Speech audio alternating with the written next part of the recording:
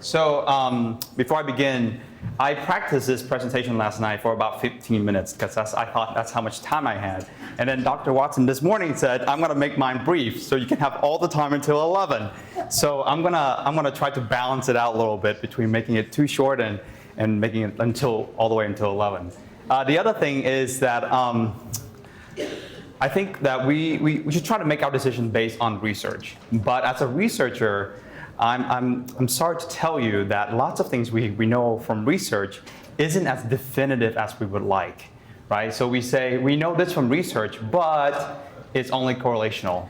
We know this from research, but it's only applicable to urban districts. We know this from research, but it's only working in North Carolina or Tennessee. A lot of times we have to think about the context of which we do the research and whether or not it's applicable to our state, to our district, and to our community. So there are some things from this project that I'm presenting today that I hope will be sort of informative, but also to sort of recognize that there's going to be some limitations to the research. All right, so just as a preface to that. All right, so a little bit about me. I was a middle school and high school math teachers for 7 years before I come back to graduate school. And my research focused on teachers, teacher policy, and then teacher attrition and retention. So basically, the vast majority of the things I do are focused on thinking about from the perspective of the teachers, and how do we keep teachers in the classroom, and what we can do to support teachers. All right, so I think most of us are familiar with a lot of this research, so I'm going to be fairly brief in terms of talking about what's already been known. And what we generally know is that the teacher labor market has incredible implications for learning, for student learning. The research has consistently shown that teachers are the most important school-level factor in terms of student learning and student achievement. The challenge is that a substantial number of teachers leave the classroom every year. So nationally, on average, about 15% of teachers leave every year. About half of those teachers are switching from one school to another. So sometimes I call those people switchers. So they stay in teaching, but they switch from one school to another. And the other half are called leavers. So these are teachers who leave the profession at the end of the school year. Okay? So on average, about 15% of teachers leave the classroom every year. And what we know is that this high level of turnover can have substantial negative impact on student learning. Moreover, and some of you know this very well, teacher turnover is very costly to schools and districts. Estimates put it at sometimes a few $1,000s to replace a single teacher for some schools and districts. But in many others, it costs upward of $15,000, $17,000 to replace a single teacher because of the high demands. As a result, we know, and you know this very well, we've spent a considerable amount of time and effort to try to keep qualified teachers in the classroom, right? And this is particularly important for the most disadvantaged schools, which often face high turnover.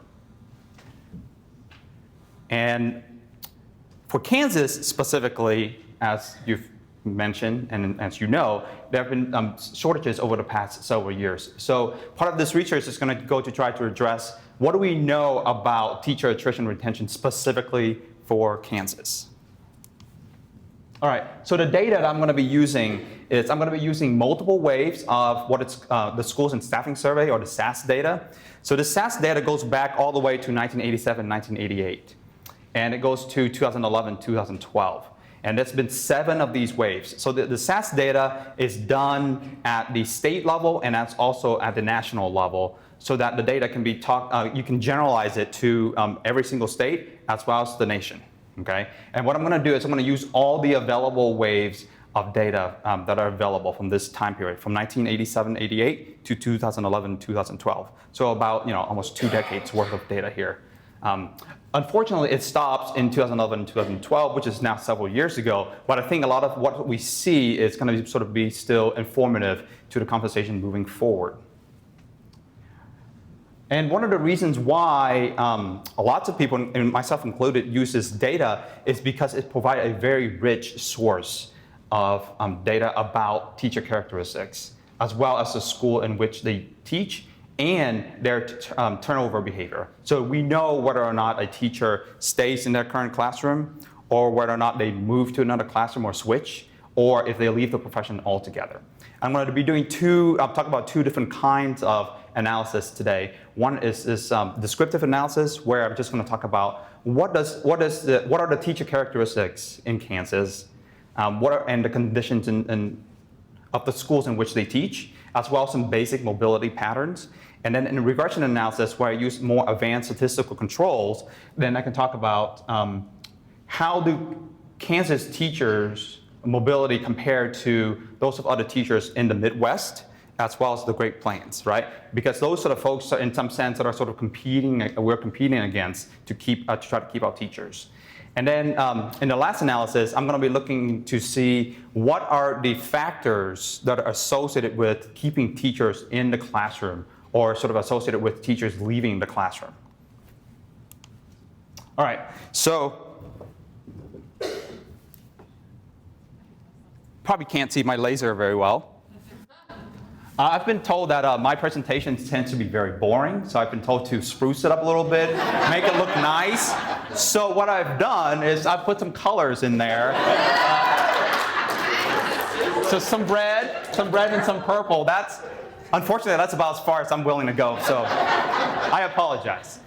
All right, so this shows you teacher characteristics from 1987-88 all the way to 2011-2012.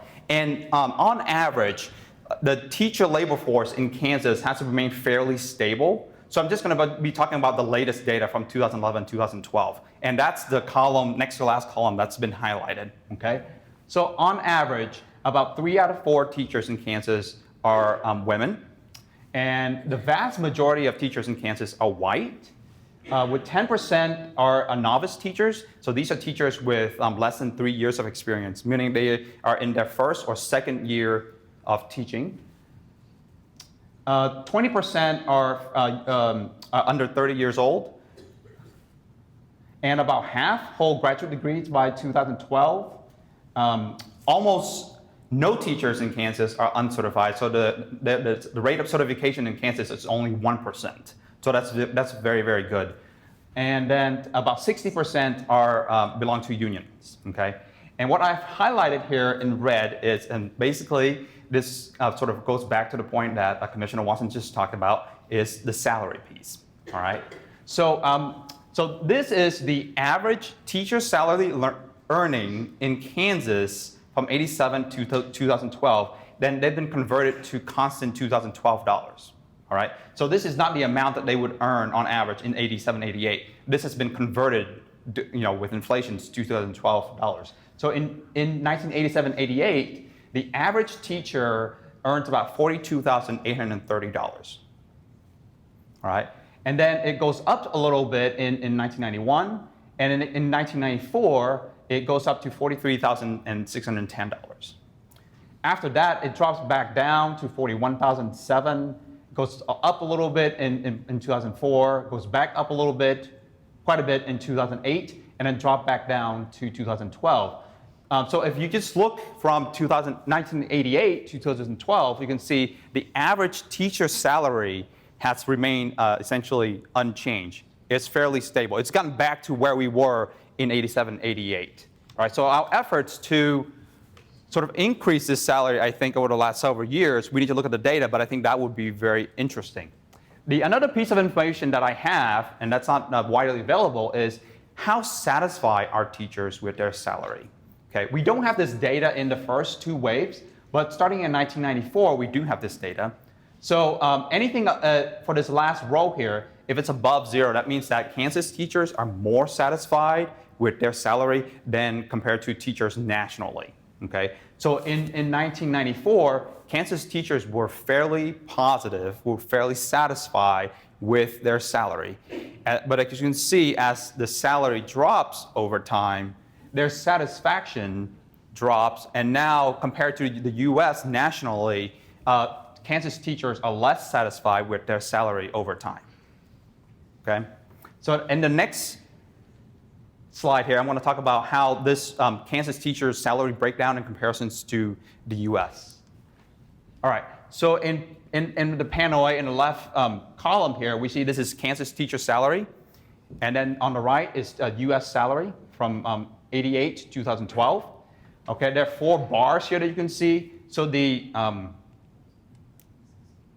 know, I would call this green, but it's probably not, whatever color that is, the greenish bar here, that's the number of percentage of teachers who earn below $30,000, okay?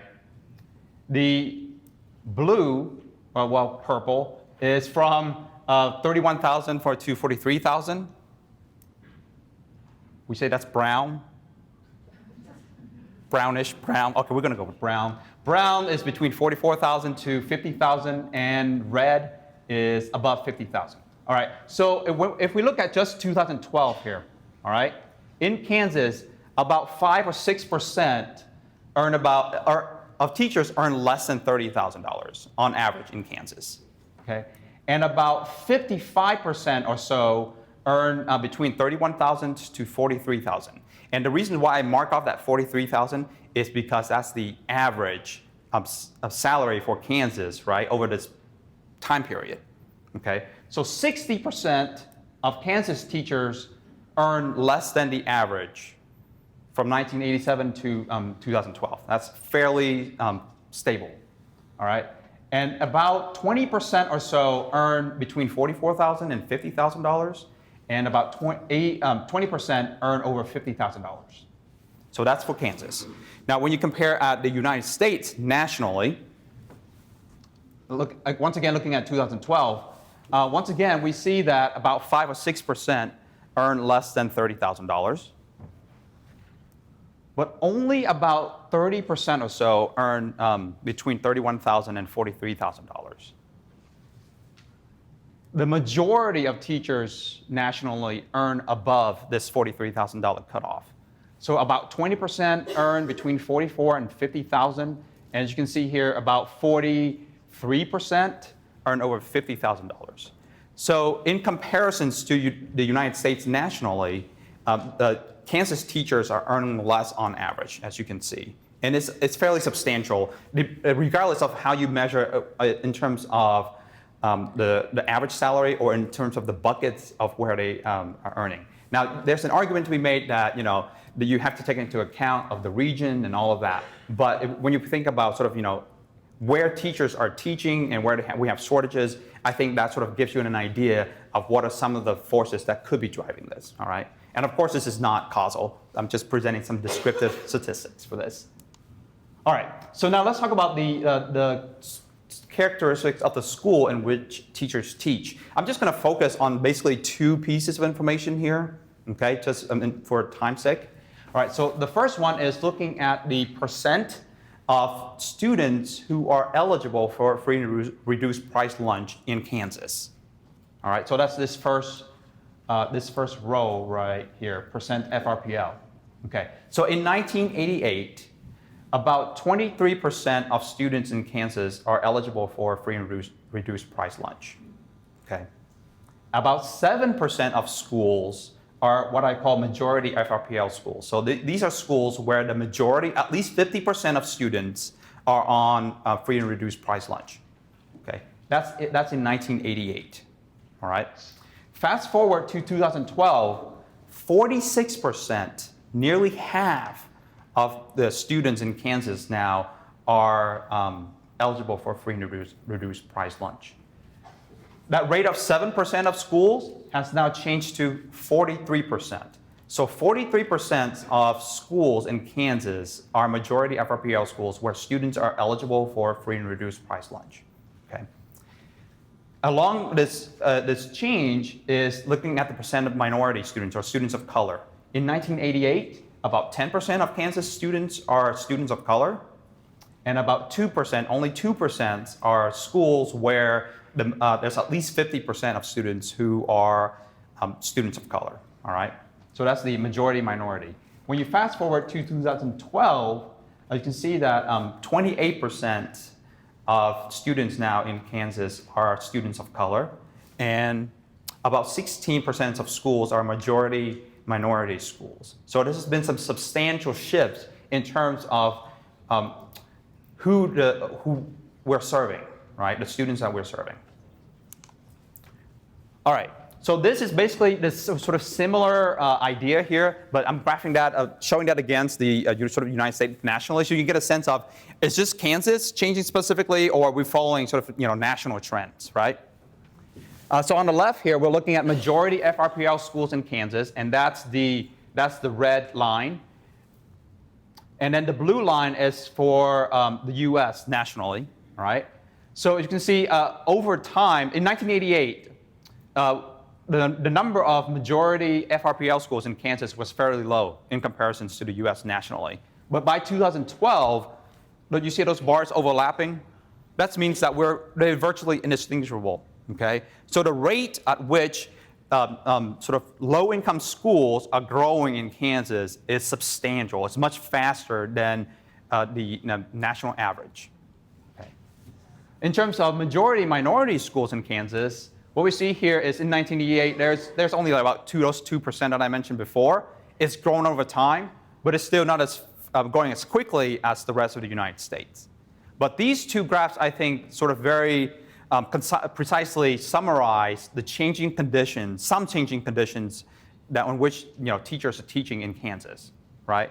And keep in mind that even though all these conditions are changing, the teaching labor force in Kansas has remained virtually unchanged in this same time period. And then we're going to get back to that in just a little bit. All right, so now getting into the meat of the presentation, we're looking at now the mobility patterns for the U.S. nationally, and then the Midwest region, the Great Plains, and then Kansas. To be honest, when I first started this, I only looked at the Midwest region, but I was informed that it may be more comparable to look at this also with respect to the Great Plains. So here, I'm showing you both so that, regardless of your perspective, you can see how things have been changing, all right? So I'm going to be looking at, like, for the United States, looking at the pool model. So this is looking at teacher attrition from 2000 to 2012 on average, okay? That's the fifth column for the United States.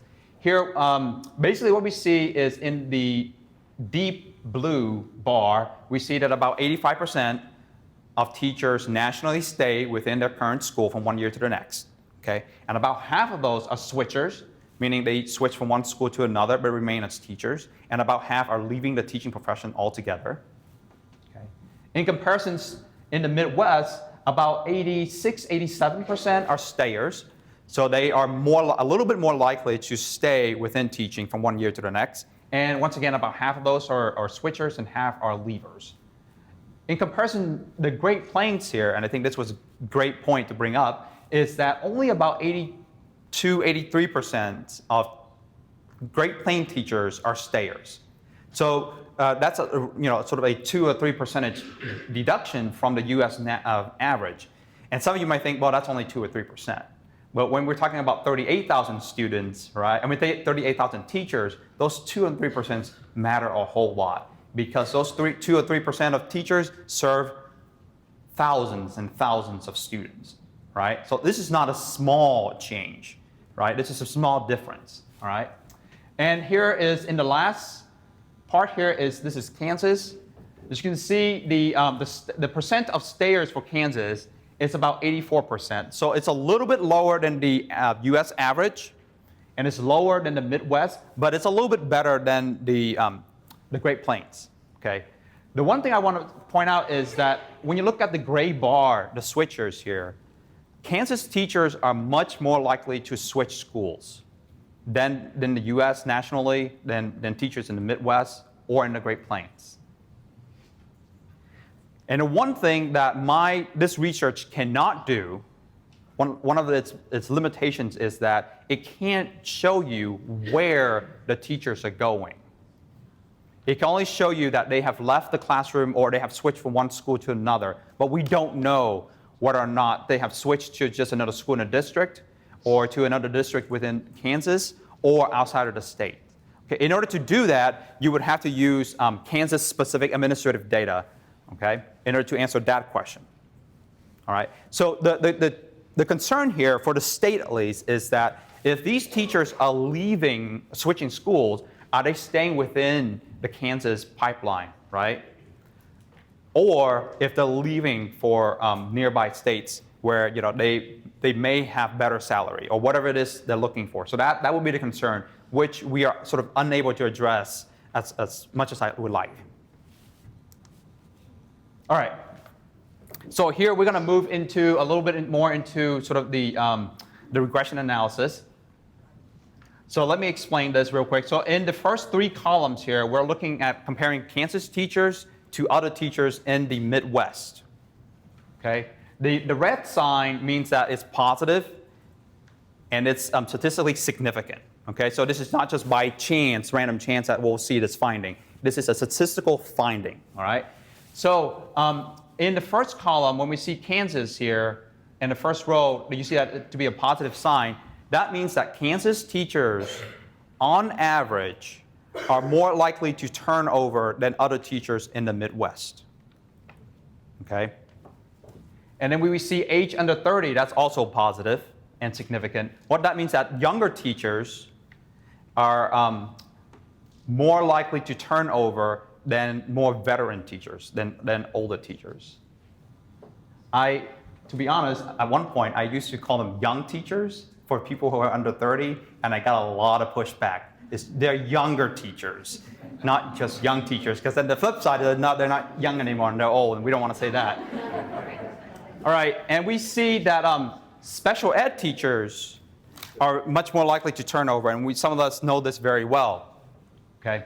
All right, and then in the last 4 rows here, so in the last 4 rows, we're looking at how Kansas teachers with those particular characteristics compare to their peers within the Midwest. So the concern will be here if you see a positive estimate or a positive sign and it's significant. If we see that, what that means is, for instance, if we see it on under 30 and with Kansas, so the 5th row right here, what that would mean is that younger teachers in Kansas are more likely to turn over than younger teachers in the Midwest. That would sort of be an issue, right? That would be problematic because that's saying that something about Kansas that's driving these younger teachers to leave, right? Fortunately for us, we don't see those positive signs, okay? In fact, we see either no findings, meaning Kansas teachers who are younger Kansas teachers leave at the same rate as younger teachers in the Midwest, which is good. We do see, and this is interesting, is a negative coefficient, and it's significant for Kansas teacher with graduate degrees.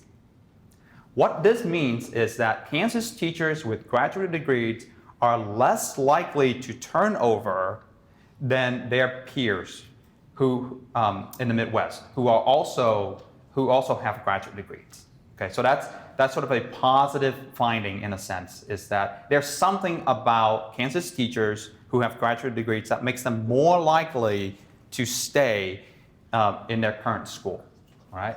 And we see that this finding is essentially replicated when we look at the teachers in the Great Plains in comparison to the Great Plains, okay? So that's fairly consistent here, whether or not we're comparing them, Kansas teachers in the Midwest or in the Great Plains. Are we okay? All right, so then in the next slide, I'm going to be looking at specifically for Kansas teachers, looking to see what are the variables that are associated with either sort of driving teachers out of the classroom or keeping them in the classroom, okay? And all the characteristics that I had before of all the teacher characteristics and school characteristics, I have all of them in the model, but I'm not showing you all the findings because of time, and I'm only selecting certain findings to talk about today, okay? But there's a whole lot more. All right, so here we're looking at overall turnover. So these are just teachers who are leaving the school, regardless of whether or not they're switching to another school or whether or not they're leaving the profession altogether. All right, so for the first row here, we see that younger teachers, teachers who are under 30 years old, there's a positive sign. That means that in Kansas, younger teachers are more likely to turn over, to leave their current school than more veteran teachers, okay? Kansas teachers with special education degree are much more likely to turn over, to leave their current school than general ed teachers. Okay, and I'm not showing the actual estimate there, but it's about 7 percentage points, which is actually really, really big in terms of the number of teachers who are leaving, who are turning over. Okay, and once again, we see that Kansas teachers with graduate degrees are less likely to turn over.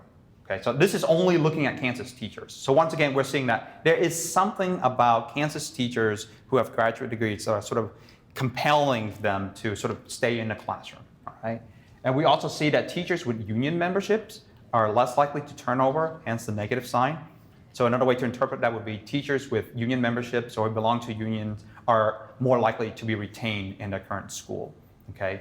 And in the last row, when we look at administrative support, so Kansas teachers who report that they receive more support from the administration, from their principals, from their assistant principal, are much more likely to stay in their current school, okay? So the negative sign here means that they are less likely to turn over.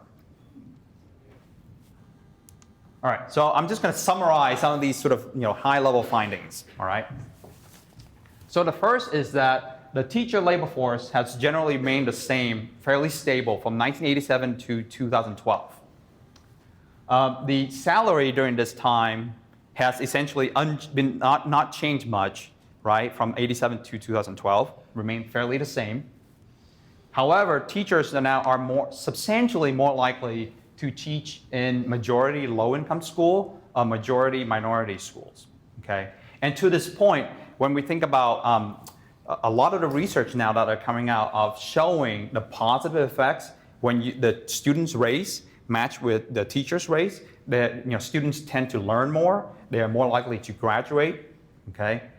This, I think, sort of tells us that we need to diversify our teacher labor force in Kansas. There needs to be more parity between student and teacher race because the students receive so much more benefits when their race match with their own teachers, okay? Moreover, I didn't talk about it here, but the literature on teacher attrition and retention also show that minority teachers are just as likely to stay in the teaching profession as white teachers. In fact, the current literature shows that Hispanic teachers in particular are more likely to stay in their school compared to white teachers. Okay, so when we diversify the teacher workforce in Kansas, I think we're going to see sort of essentially maybe two different kinds of benefits that are related to each other. One is that these teachers, these teachers of color are more likely, or at least as likely, to stay in the teacher workforce, and there will be substantial benefits to their students. Now, there isn't, as of yet that I know, of research showing is this also true if you have teachers who come from rural background teaching rural students, okay? And that's hard to show because it's easier to sort of match teachers and student race, right? Almost every administrative data set can have that variable in there, but they don't ask teachers, like, what is your background? Did you grow up in an urban background, a suburban background, or a rural background? So I know of no one who's doing this yet. So if you have data on this and you can share it with me, let me know, all right? Because I would love to be able to examine this.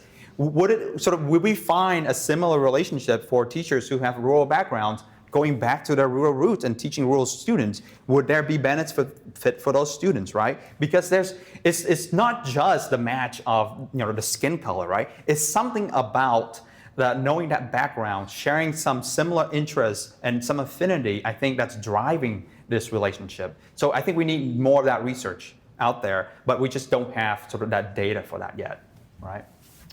The overall attrition rate, that's combining switchers and leavers together from Kansas, is higher than the national average and the Midwest, but it's lower than the Great Plains. However, Kansas teachers, as I talked about before, are still much more likely to switch schools, to move from one school to another, right? And that's true whether we compare that nationally or in the Midwest or in the Great Plains. All right, so Kansas teachers with graduate degrees, I think we've seen this a couple of times, are less likely to turn over than those without graduate degrees, all right? And that's true within Kansas and also within the Great Plains and the Midwest. All right, for Kansas teachers specifically, younger teachers and special education teachers are 7 percentage points, so very much more likely to turn over than their peers. So teachers who are in gen ed or teachers who are older. So in some of the more positive findings here is that teachers with graduate degrees with union membership who report who have better or stronger administrative support are more likely to stay in the current school or less likely to turn over. All right, so at the end of this, I want to say that keep in mind, though, that this research that I'm presenting can only go so far to show how these relationships are true. With the regression analysis that I talked about, with teachers who say who report stronger administrative support, with that regression analysis, what we're doing here is we're controlling for several other factors. So we're looking at teachers who are of the same age, of the same race and gender, who teach in same school, who may earn sort of similar salary, but one set of teachers have better administrative support, and one set of teachers who have weaker administrative support. The teachers who have better administrative support are more likely to stay within their teaching. Okay. However, this kind of result isn't causal. All right. So I'm able to control for a lot of different factors that you might be concerned about, but at the end of the day, it's still not perfectly causal. All right. So the 5 things I want to end with today would be one, thinking about the diversification of the teacher labor force in Kansas. Okay. Thinking about teacher salary. I think that's very clear from what I've shown and from what Commissioner Washington has talked about. And then thinking about, is there something to this whole graduate degree or being belonging to union memberships or having more and better administrative support that's keeping teachers in the classroom? And by no means is any of this easy to do. We can't just say we're going to give graduate degrees to teachers, right? That doesn't mean anything. We can't force teachers to be in unions. We can't say, well, principals and vice principals to go out there or do a better job of communicating to your teachers. But I think these are some of the pathways that we can experiment with and do more research on to see what are the levers that we can pull in order to help retain teachers in Kansas. I think that's it. And I just want to thank Dean Mercer and my chair, Dr. Goodson, for supporting me doing this research, and my assistants back there for supporting me in doing this work. All right. Thank you very much.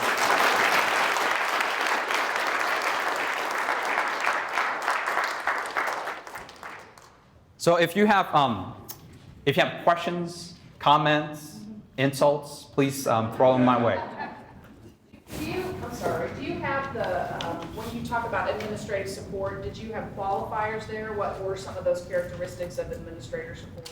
So unfortunately, I do not. So the question is just basically, how do you feel about the level of support that you're getting from your principals or vice principals? But getting into those sort of finer details will require, I think, a better and more detailed survey, which currently does not exist. Yes, ma'am. On the things that you identified, I think 5 things. Based on your data, when you talked about the under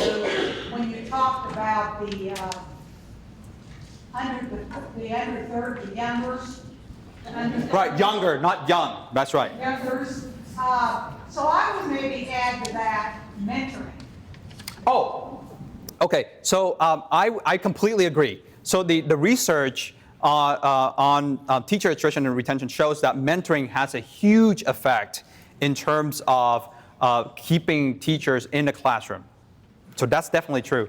The challenge is when we narrow it down to just Kansas teachers, the numbers don't really allow me to detect all those possible outcomes, right? So it's just a smaller number. Now, in order to do that well, what you would need to do, somebody would need to do, is to use Kansas data, administrative data, over a long period of time to see, whether or not teachers with mentors are more likely to stay within the profession or not. But I completely agree. Yes. Can you talk to me about, would there be data available for the last 7 years at some point? So unfortunately, no. Yes and no. So the SAS, the National Center on Education Statistics, has stopped doing the SAS, and they switched over to a new survey called NTPS, and they did that in 2015, 2016. But there are two problems with that. One is that the response rate for teachers has dropped significantly for that last wave. So they don't even publish the data on teacher attrition for that last wave. They have just said the response rate is so bad, is so low, that we're not going to make that available. Even if you have restricted license, which I do, it's just not available. And the other thing is they messed something up with one of their data, and so they're not making it available right now. It's just hand waving for a little bit. So unfortunately, the data in terms of looking at Kansas or even nationally has kind of stopped in terms of teacher attrition, at least for 2011, 2012. So now that's why a lot of states are developing, their data systems or using more sophisticated data system in order to look at attrition and retention within their own state, because that other data set, and that's the only other data set that's available, will no longer be applicable, at least for more current trends. Yes? Do you have some sense of the leavers, how many were retirements, and if so, has that percentage changed over that amount of time also? Okay, so those for the teachers who are retiring, I have already subset them out of the data. So these are teachers who are not within retirement age, who are leaving on their own volition, and who are not being forced out, or at least for retirement. Yeah, and those numbers are very small for this kind of data set, and that's fairly stable over time. Yes, ma'am. When you talk about the switchers, does that include people who aren't necessarily leaving the school, but like switching from the classroom into an administrative or like to a coaching? Oh, that's a very good question. So as far as the this particular data set is concerned, switchers they have to remain teachers. So if they stay within the school but change position or responsibility, they will be counted as a leaver because they're not teaching anymore. Yeah. So that's another limitations. Like there's a list of limitations about what the research can show and do.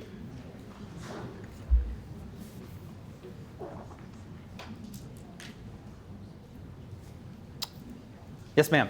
Are there other data sources we could be looking at? Because I know that anecdotally, we see our newest to the profession teachers, these last 5 or 6 years, what they communicate are very different wants and needs out of the profession than maybe people historically have been wanting and needing. And so some of the things that I have them telling me as a leader in our district are things like, I know that X number of people nationwide graduated with this degree and are certified or licensed to teach in this specialty area. I had a business specialist tell me that. She knew she was one of 20 in the United States, and there were X number of, a multitude of job openings out there. And she's saying, I calculated that I'm really worth this much, but I'm willing to stay, forgoing some of that if my workload can be balanced more, or if I can have more decision-making and input into this or that. So is there other data out there that we all can look at about this younger cadre of folks? And then also, what are some of the things that they're motivated by? Because one of the things I'm hearing is that recognition, but also work-life balance. Those are a couple of the things that I'm hearing are huge. Yeah. So to that point, the SAS actually has data on. The SAS actually has data on the workload, and they ask about how many prep subjects you have, and how many hours you put into sort of your weekly work and things like that. So I am looking into those and seeing like whether or not that makes a difference. And I also have a paper that's in press now that will be out next year at looking at new teachers specifically. So these are teachers in their first year, because there's a subset of survey that asks these teachers, like, how much mentoring do you get? Do you get a teacher? What kind of teacher mentor do you have? Are they in the same category? How much professional development you have? And so there is some of that data out there. But in general, this kind of like getting into the finer nuance point of, well, what about my specific degree? And what kind of shortages there are, and how many are actually certified to teach that? That's becoming harder and harder to answer using available data. So the data that I know of that can answer those questions come from, say, like Tennessee or Florida or New York, where they have a really robust data system that have, they have that collect that kind of questions and data to be able to answer that. But most of those are not available for most of us to look at, unfortunately. And also, the teacher labor market in those places, right, aren't going to be the same as they are in the Midwest or in Kansas specifically. It's going to be very, very different. So it's particularly important to look at those and answer those questions, but it has to be, I think, using our own data, and we can't rely on other states where the conditions are vastly different. So sort of no is basically the answer to that. Yes, ma'am. This may be too small of a subset or subgroups, but would you see in the future any value in investigating the correlation between districts that provide or utilize state funds to support childcare and things that might be a variable in influencing our youngers leaving as they're beginning a family and trying to balance those elements of real life and professional goals? And just looking at the districts that do and don't provide that, and whether that's really a value for districts to invest in, and how the state can align with that? So I do not have the research on hand to answer that question, but my hunch would be that yes, it would matter a whole lot. I do know that those people are beginning to ask those questions now and are trying to answer them. But those people, once again, they're in Tennessee, in Florida, and in New York. But they have collected those data. They're beginning to sort of try to answer those questions. The part of the challenge there is when you look at the district level, right? So one district, a single district, can only provide one observation, one data point. So in order to make something that's statistically strong enough to detect these differences, you're going to have a lot of districts, or a lot of districts over time. And just most states do not have that kind of data capability. And so we are sort of it's really hard to answer those sort of questions with enough statistical certainty to say that there is even a correlation. Yes, sir. So those states that do that sort of analysis, is that done through a university? Is that done by the State Department of Education? Or how would we go about trying to get that sort of information in Kansas?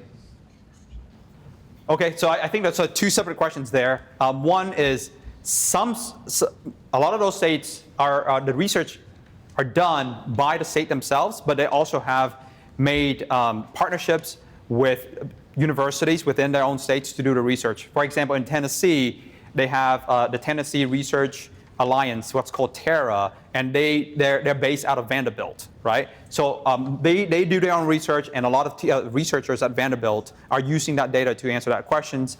In New York, they have NYU. In Florida, there's the University of Florida and FSU. So a lot of those states are making these sort of relationships with universities in order to answer those questions. And in Kansas, I'm hoping, I'm in the process of trying to get some data in Kansas to look at teacher attrition retention specifically for Kansas again, but now having data over time so that I can really have the large number of teachers necessary to sort of make that kind of analysis. Yes, ma'am.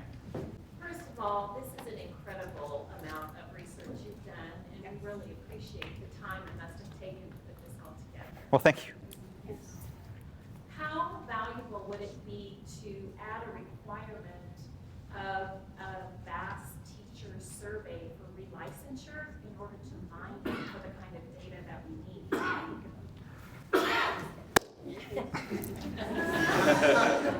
It's kind of like asking, if you have a wish, what would you wish it on? It would be tremendous if we have essentially a required survey that teachers take at the end of the year that asks about what their experience was during that year, how much PD they get, whether or not they have mentors, how satisfied they are with their salary, the kind of students they teach, the kind of conditions that they find their students in, right? And if at the end of the year, if they're leaving, what are their reasons for leaving? And then in terms of certifications and all of that, it would be tremendous to have that, because with those kind of survey questions, and we can then attach that to the administrative data, then we can really get at what are the other conditions that are really driving this, right? And we can ask the questions like, how motivated are you to be a teacher in the first place, right? I mean, that kind of questions there are no data that I know of that can answer that question as of yet, at least on a large scale, but that would be tremendous. The challenge with that, looking over there now, is that it requires a lot of money and a lot of support and infrastructure to get that in place. But also how we present it to teachers, right? If we were just saying, here's another thing you gotta do at the end of the year, some of those teachers are not gonna fill it out because there are so many other things they already have to do, right? Having been a teacher for 7 years, I know the work that's done every day, and having like just one more thing that's put on me essentially without explanations of why we're doing it, why we're using it for, it's just hard for many teachers to justify spending that time. So I would love to be able to sort of create that and build that sort of infrastructure, but it's going to require time and effort and money. So if you have the money available and then the connections available, talk to me after, and I would love to get started on this.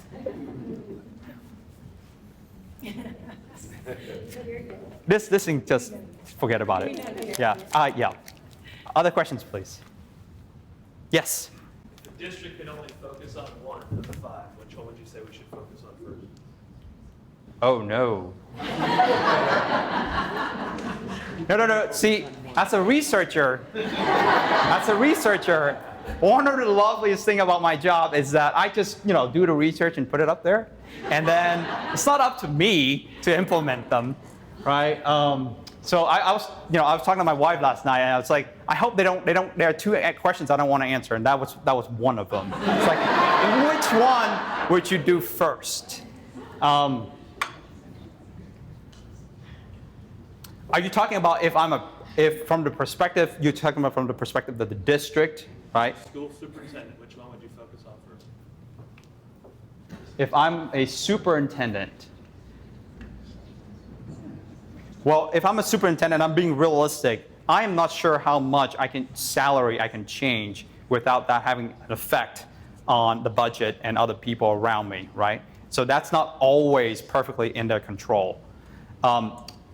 I think if I were to choose one to look at, it would be the diversification of the teacher labor workforce.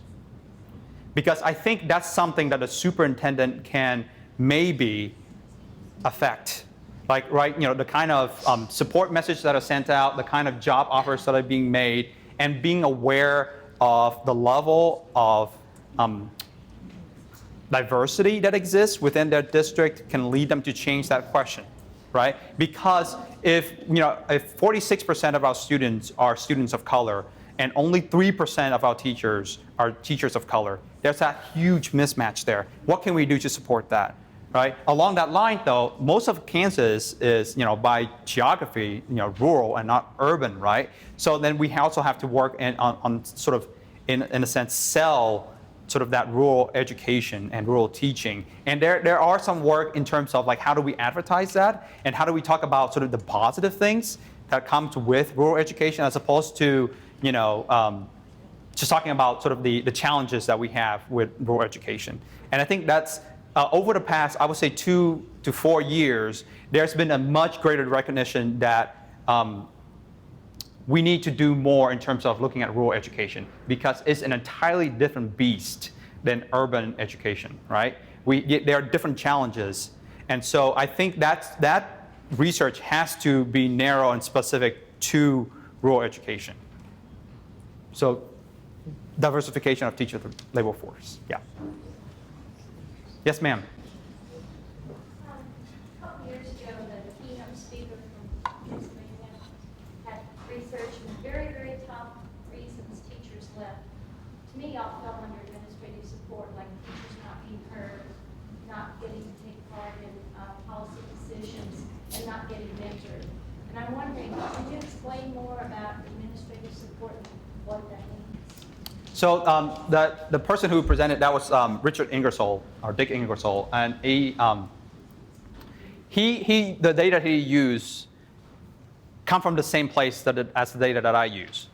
And it has the same limitation. So the limitation there is the questions that we ask in terms of administrative support it's still basically at what level do you find your the level of administrative support that you're getting?